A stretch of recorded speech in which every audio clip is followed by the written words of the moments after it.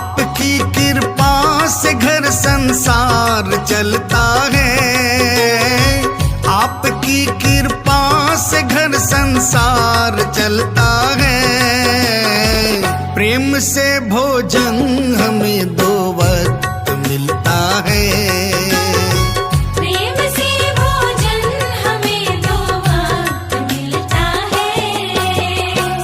आपकी कृपा से घर संसार चलता है, आपकी कृपा से घर संसार चलता है। प्रेम से भोजन हमें दो